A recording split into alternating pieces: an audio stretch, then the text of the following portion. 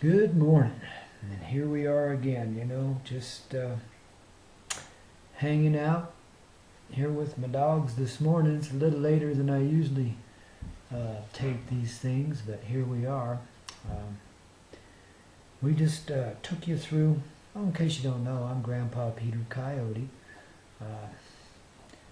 a dude who's hanging out here on Earth and having a good time and looking to share a few blessings and, help others awaken to the many levels of this cosmic reality in which we live. In our last video, we talked about the amazing reality and of how we kind of live in a great big huge video game, and just like a video game, and gave you the key there at the end of it so that you could gain your own awareness of it, become conscious of where we really live, which is paradise. It's home. It's where we come from. This place we call paradise, it's just where we want to be, our deepest pain, our deepest ache that we feel here in this reality is to return to that home, that amazing reality in which we truthfully live and where we're dreaming this particular dream up. That is the life we see ourselves living, that we feel and that we sense with our five senses and others. See, it's that little realm beyond the known physical that makes this life kind of exciting, because that's when you begin to see there is something more than physical. When you realize that 90% of the time in your life, maybe more, you're operating on feeling. You're just going by what most folks call gut instinct, what we call intuition, which is really the center heart, the conscious awareness inside of yourself, kind of helping you along, helping you feel. You meet a person and you feel a vibe, and you know instantly whether you should deal with this person, have a relationship, a business association, whatever. You know instantly. You feel it, It's part of the guidance we're given in this game in which we're living. We're just operating on instinct most of the time. Of course, you can instantly disregard your instinct, your awareness, your intuition, and go on with the program training that's in your head already and just do what you would normally do given A plus B equals C. So you meet this person, instantly you know there's something wrong with them, that you're not going to be able to get along, or you're going to be ripped off, or you're going to have a miserable time. I mean, there's an awareness, there's a consciousness there. And next thing you know, the automatic pilot kicks in. This person has a lot of money and can benefit you in business, so you're going to go ahead and do business with them. You're just going to be really smart and cautious about it and get everything down on paper. And a few years later, sometimes just a few minutes, but mostly it's a few years later, you've been through a miserable trip. You've learned a lot, you've gained great experience, and you've lost a lot. And you're back to starting over again because you didn't pay attention to the first gut instinct. You went with programming instead. What's always worked for you, or seems to always work for you, but really ultimately leads to trouble, that is the interest in greed and emptiness. And what's fueled by that which has been trained into us by those who came before and taught us all this stuff. That's what you operate on mostly. Because you're not aware of the fact that we're living in a huge virtual reality, and that we actually have an existence beyond this that projects itself into this world. Even though the proof of it's right there in your own feelings. Now, why we do this, that's for somebody else to explain. I can tell you the mechanical side of it. I can show you where you're programmed. How we all get programmed by our experience as a child, for the most part. All of our basic experiences before we're at the age of 5 has pretty much set us up for the rest of our life, how we're going to behave and how we're going to respond given a certain situation. You know, and children are made, because they're so innocent, because they see through people and they know instantly. Children are made to severely doubt their own instincts and intuition. In fact, to put them away. And if the child's bright and sees beyond this reality, and there's a lot of them that do, especially nowadays. If a child's that bright, baby, we don't want them in our presence. You know, the adult world turns their back on them. Well, at least that's the way it's been. Now it's changing. There are those who've been around long enough to know better than to shut down a child with a bright eye and a bright heart, and that can see right through you. It may be difficult to take at times, because there's extreme honesty in that innocence. But dang, you know, there are those now that, thank goodness, know how to raise these kids, to let them be what they are. And one of my good friends, just pops into my mind, Lorinda Siggins Rainwater. I've not met her children yet, but I know them here. And baby, I tell you, just people like that just give me complete inspiration. I know her from Facebook. She is going to move out here where we're living, so we'll get to know each other a little better yet. In fact, you might even see her on one of these videos one of these days. Who knows? But getting back to the subject at hand here. So, you know, we're basically programmed from the time we're tiny to knock it off. Don't see through us. Just play along. Now, I remember when I was a little kid. I was rather unusual. I mean, I used to sit there in my high chair when I was maybe a year or two old, and, you know, we came from a large family, and there was always a crew from the farm that was eating with us, and so when we gathered at the dinner table, there was a lot of people there, and I'd just sit there and wait my turn. And not squawk or fuss when everybody else was eating around me. Somebody would finally notice that I hadn't been fed, and they'd feed me, and everything was cool, you know. And then something happened to me. Because I was so bright-eyed, I guess. I did have that. I guess I was an indigo child. You know, one of those that comes in with a little special energy, a little different than those around them. I know I'm extremely different than my siblings, or any of the kids that I grew up with. You know, I just had the ability to see beyond the practical reality. And so I was different, you know, and because I carried this energy, whatever it is, whatever it was then, there were those in positions of power who took notice. Now, why would they even notice some old farmer rancher's kid kicking around in Utah, of all places? Why would they even care, you know? But somehow somebody took an interest. And I think it has something also to do with the mystical realms and bloodlines and so forth. But, you know, they shut me down pretty hard. Not just in the way that they do most kids. There's these things that go on in secret. And I'm not going to describe them to you, and I'm not going to talk much about it. But they've gone on for a long time. And in these secret things, these little rituals, or whatever you want to call them, there's many levels here. They have a way of passing an energy, a spirit, an entity, from one generation to the next. So that essentially the same ogre, let's call it, the same power, resides in positions of power for the entirety of time. You know, I mean, it's, at least that's the intention. And something like that happened to me. They polluted me with a really dark energy when I was about 4 years old. And it wasn't anybody's particular fault. Nobody had consciousness that was involved in it. They were all basically asleep and controlled by the same kind of entities they loaded on me.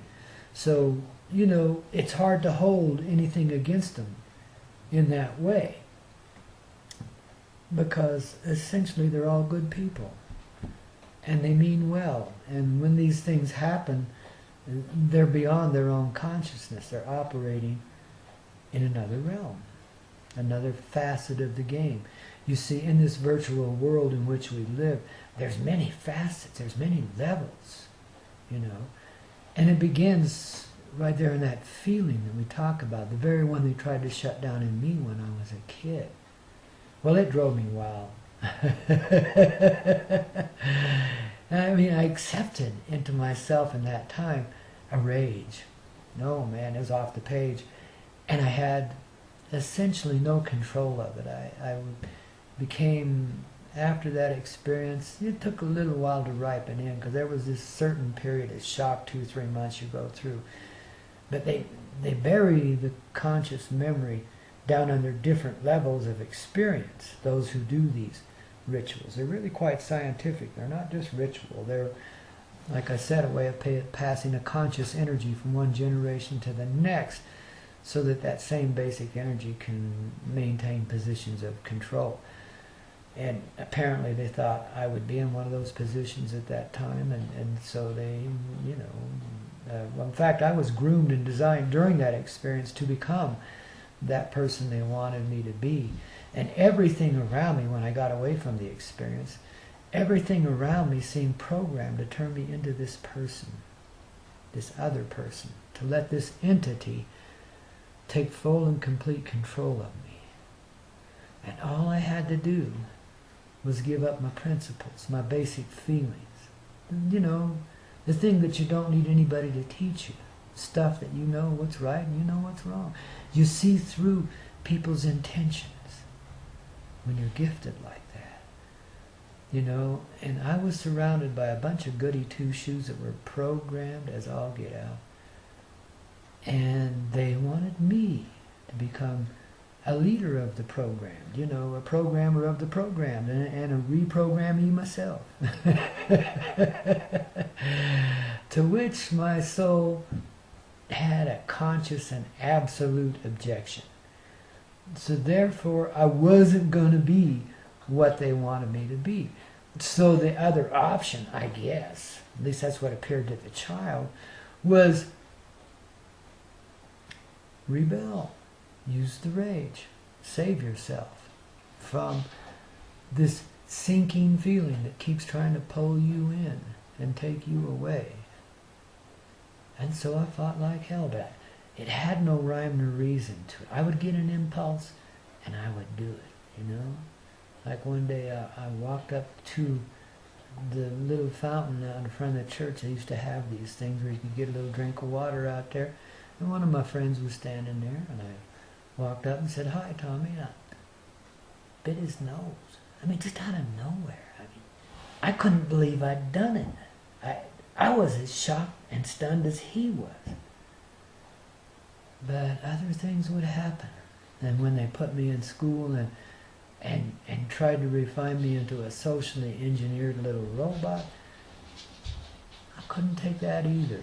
I just, you know, there was a consciousness. I couldn't exactly describe it in words when I was a kid, but there was a consciousness. I could see through these people, these teachers who were just filling in time, who hated kids and just wanted to destroy them. And that's mostly who was drawn into that profession back then. Now, thank goodness, it's a little different. But I was born between the generations when the light was just barely starting to come on in this reality, in this virtual world in which we live. And so I began to see what others just couldn't see, and it caused me extreme anger, extreme rage, extreme self-hatred, because I felt so guilty about the things that I was doing. So much shame was overwhelming, and of course those around you reinforce that, to where you feel like you're a condemned being, and that really you don't deserve to live. You know, it gets that extreme. And it gets that way rather fast. I remember having suicidal thoughts when I was still a little kid. Now, who the hell would do that? But it happened. It's amazing. It's an amazing miracle that I've survived. And not only that, I've thrived. I've become and am becoming the person that I truly are. And I do this, this whole journey with all of its difficulty and extremeness. Because boy, I tell you, it's life on the edge. Just like I say in the atomic bomb, it is. But all of that, just to show you, it can be done.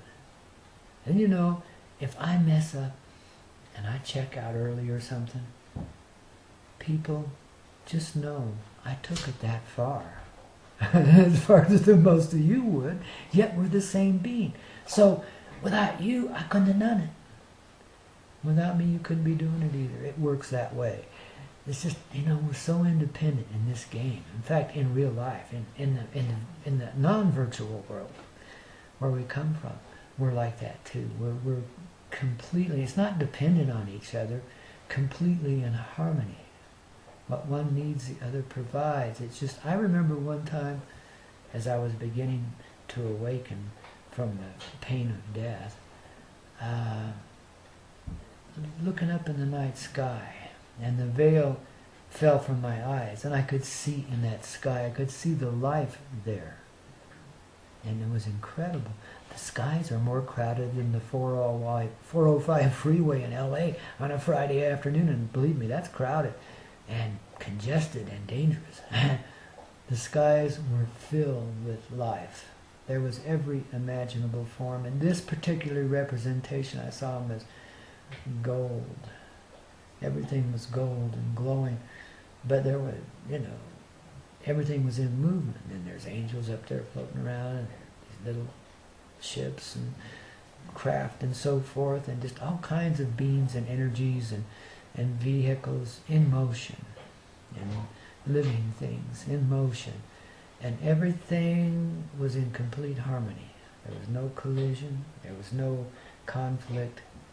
It was just sweet, silent, and beautiful, and you felt it beyond belief. It was an amazing experience.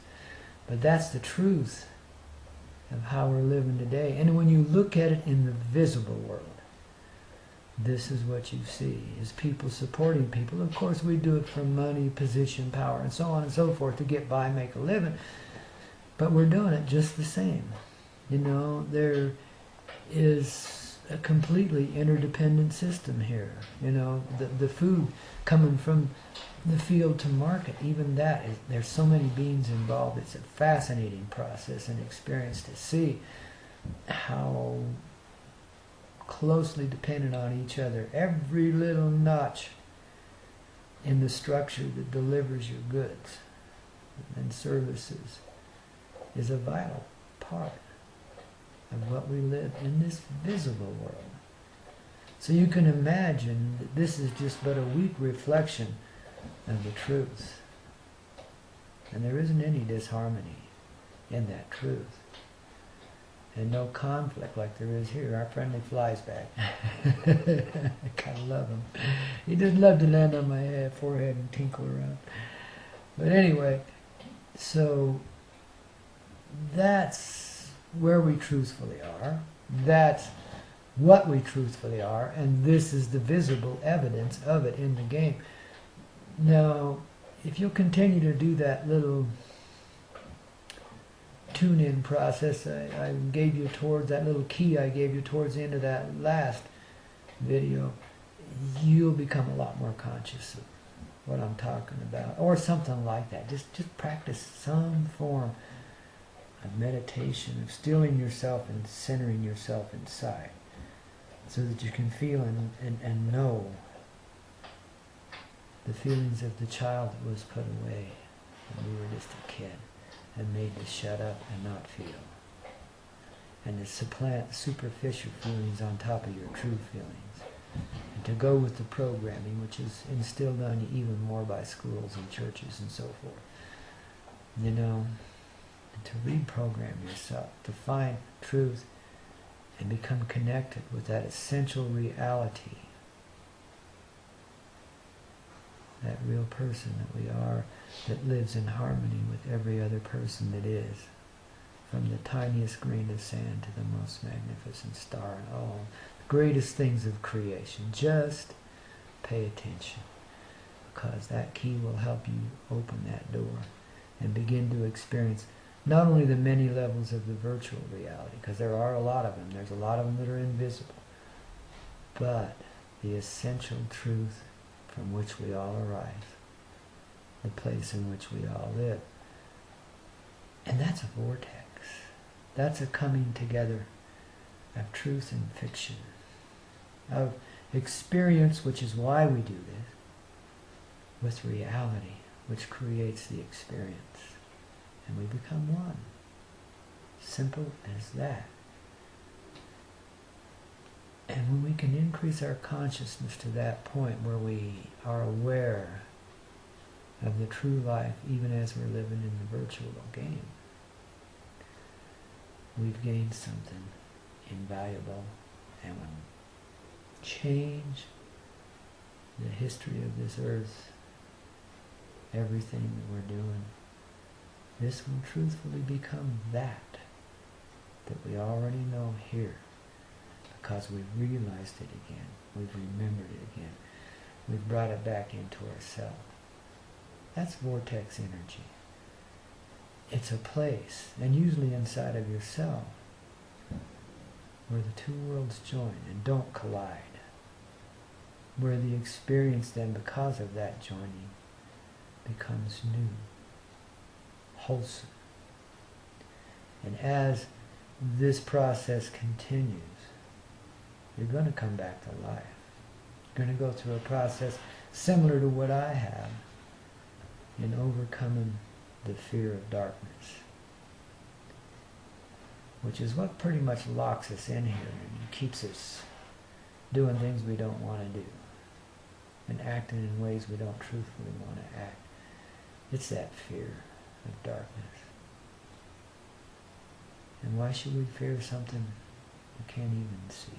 It's dark. Well, I guess you can't see it, but you know what I mean. There's no need to fear anything. Many people here are concerned because the earth is in the hands, the evil hands, of a few tyrants, who then are controlled, apparently, by some ETs that come from beyond, and so on and so forth. And so many people thoroughly despise, and righteously so, the financial system as it's structured now, which allows a few beings to control the behaviors of the entire earth. It's not a very smart thing. And a lot of people are really focused on that in their rebellion. They want to expose it and get it over with. And it's not a bad idea. It's part of the game. It's part of the raising consciousness. But at the same time, that's where their focus is. They get stuck on that level, you know, and it's really like the way to expose this stuff. Yeah, keep talking about it. Keep helping raising people's consciousness so that nobody can live in denial of it.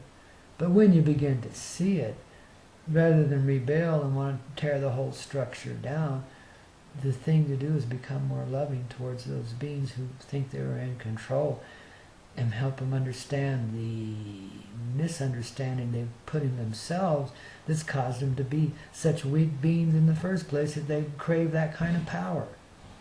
I mean, so what if you can kill 1 million people with a flick of a finger? So what?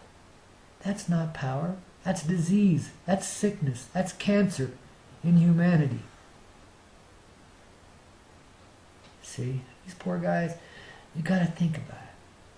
Now, in my humble opinion, most of those persons are controlled by something that was put into me, like similar, and essentially they're reptilian. They don't have feelings. They're cold. See? They don't know. They don't feel anything. They've become that shut down. So all of their wealth and power does them no good. They go home empty at night.